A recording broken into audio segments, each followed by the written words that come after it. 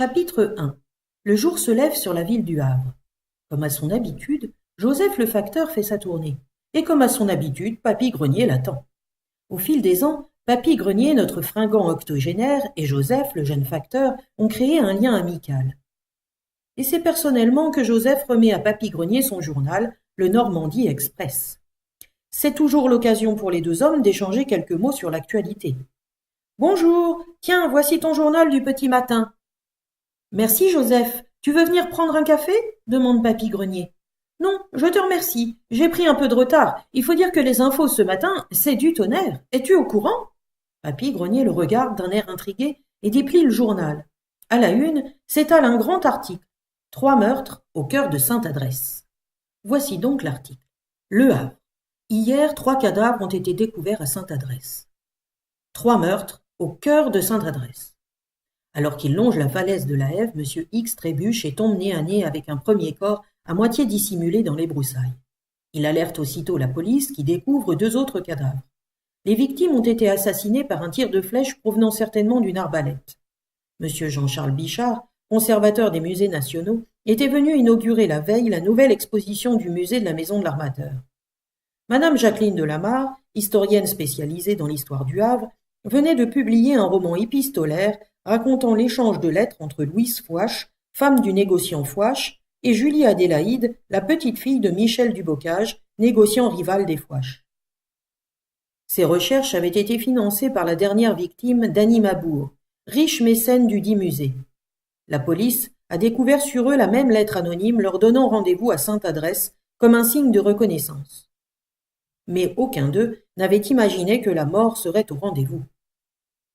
Signé D.H.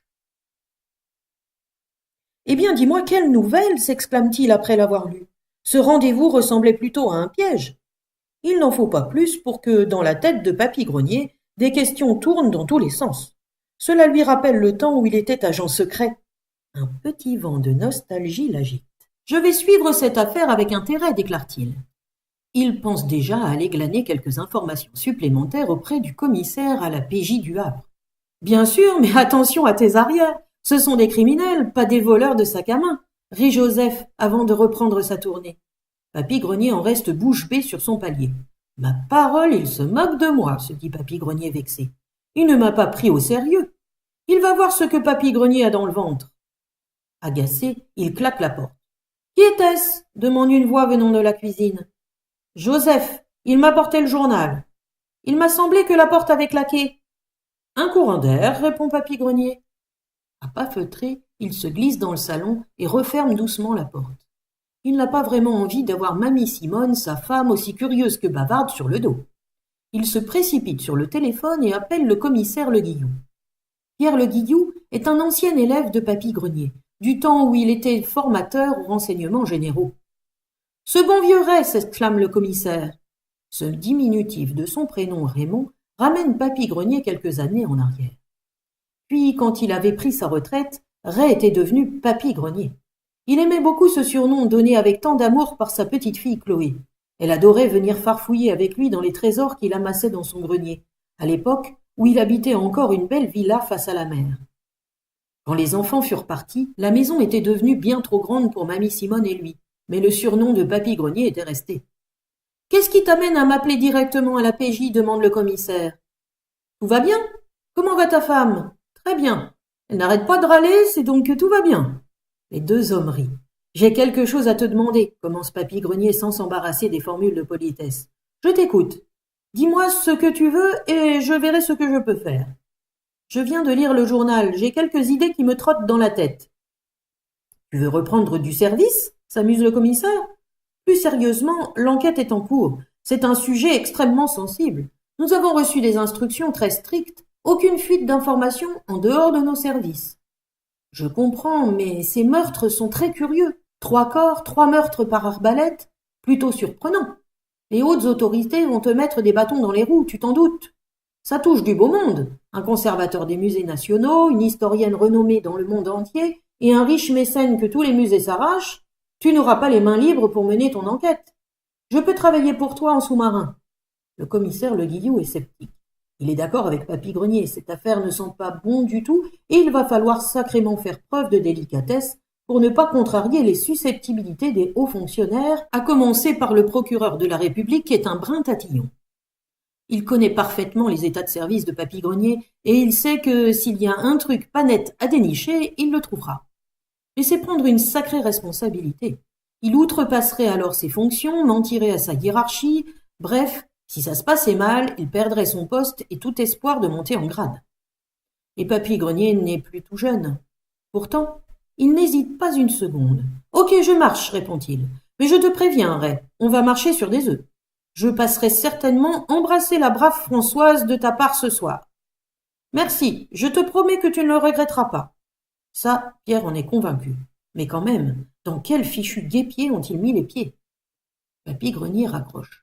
Mamie Simone, tablier sur les hanches, vient aux nouvelles. « Qui était-ce?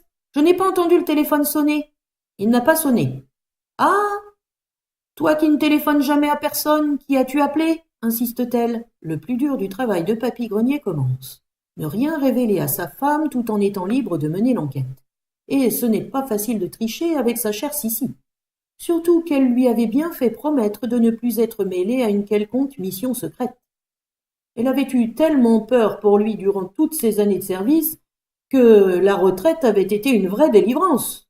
Si jamais elle apprenait qu'il était reparti en bataille, elle l'achèverait de ses propres mains. « J'ai appelé Chloé, je voulais savoir comment s'était passé son devoir de mathématiques. Elle avait des codes binaires à décrypter, affirme-t-il avec aplomb. Tu aurais pu me la passer. On pourrait l'inviter à manger ce week-end. Qu'en penses-tu? Elle a réussi son contrôle? Tu lui as fait un bisou de ma part? » Quand Simone commence une question, il est difficile de l'arrêter. Même pas le temps de glisser une réponse. Mais après plus de 60 ans d'amour, Papy Grenier a l'habitude. Il lui sourit. « Bien sûr, la rassure-t-il. Il faudra que je pense à vraiment appeler Chloé, pense Papy Grenier.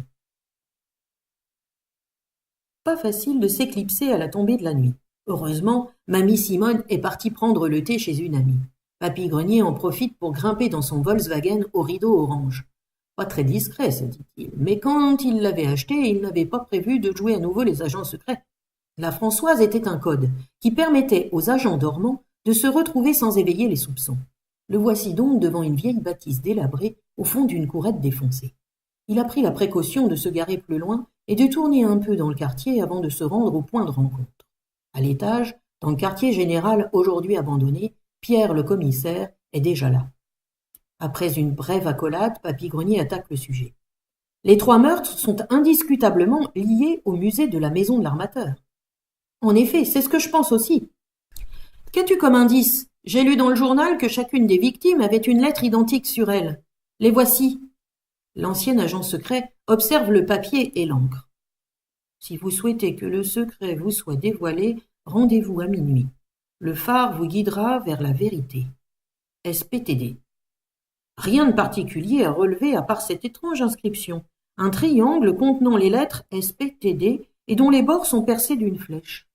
Aucun message imprimé en transparence non plus. Le phare désigne clairement le phare de la Hève. C'est là qu'on a retrouvé les cadavres. Mais de quel secret est-il question? Cela doit avoir un lien avec le musée de la Maison de l'Armateur. Mais je n'ai jamais entendu parler d'un secret le concernant, dit Papy Grenier dubitatif. On a peut-être une piste, annonce Pierre. Papy Grenier se redresse et tend une oreille attentive, ou plutôt 2 oreilles attentives. Sur chaque victime, on a découvert une carte. Jusque-là, rien de surprenant, sauf qu'aucune des cartes n'est à leur nom, mais à un nom des descendants des Fouache et des Dubocage de Bléville. Papy Grenier fronce les sourcils. Il connaît bien l'histoire du Havre. Il a notamment aidé son petit-fils Enzo à préparer son exposé sur la ville. Les Fouache et les Dubocage de Bléville étaient de riches armateurs havrais qui ont largement fait bénéficier la ville de leur générosité. Papy Grenier ferme les yeux et fait appel à son infaillible mémoire. Négociant et armateur, Martin Pierre Fouache doit une grande partie de sa fortune au commerce triangulaire. Échevin nommé pour rendre la justice sur les terres du Havre, il obtient une charge de conseiller secrétaire du roi en 1784 et reçoit même Louis XVI dans sa villa. En 1800, il devient le propriétaire de la Maison de l'Armateur. Martin Pierre Fouache n'a pas connu Michel Dubocage, intervient le commissaire devant l'air perplexe de Papy Grenier intrigué. J'ai fait mes recherches. Né en 1676, Michel Dubocage est un marin réputé. Il s'engage très jeune dans la marine du roi puis il devient corsaire et navigue avec le célèbre Jean Bart. Mais le 11 décembre 1704, en ramenant un trésor pris aux Anglais, son bateau coule à l'entrée de Saint-Malo. Heureusement, ses équipiers et lui sont sains et saufs. Il embarquera ensuite pendant 9 ans vers l'Asie et établira les premières relations commerciales avec la Chine. Quand il revient au Havre, riche, il monte une maison de négoce avec son fils Michel-Joseph. Devenu maire du Havre, il achète un hôtel particulier et devient le seigneur de Bléville. Mais Martin-Pierre Fouache est né en 1728, alors que Michel du Bocage est mort en 1727. Tu oublies le fils, Michel-Joseph du Bocage. Il porte le même nom, mais c'est lui qui a vécu au même moment. C'est dans leurs histoires à eux deux qu'il faut creuser, assure Papy Grenier, l'œil étincelant. Quels sont les noms sur les cartes? La première victime, Jean-Charles Bichard, avait une carte de bus Lia au nom de Julie Adélaïde, qui était la petite-fille de Michel-Joseph. La deuxième victime, Jacqueline Delamarre, portait une carte vitale au nom de Louise Chaussé, l'épouse de Martin-Pierre Fouache. Et la troisième, Dany Mabour, avait une carte de la bibliothèque du Havre au nom de Marie-Jeanne Boisset, la femme de Michel-Joseph du Bocage. Pierre Le Guillou montre à Papy Grenier les cartes disposées dans un sac plastique scellé. L'ancien agent secret sent que quelque chose n'est pas très clair, mais il ne sait pas quoi. Sur son calepin, il retranscrit les indications des 3 cartes. Tout à coup, le téléphone du commissaire vibre. Il décroche. « Commissaire, c'est urgent. On a un problème avec l'enquête des 3 cadavres, s'écrie un agent au bout du fil, visiblement gagné par la panique. J'arrive, répond Pierre avant de raccrocher. Les ennuis commencent. Je dois te laisser, Ray, dit le commissaire à Papy Grenier en lui tendant un téléphone portable. Ligne sécurisée obligatoire.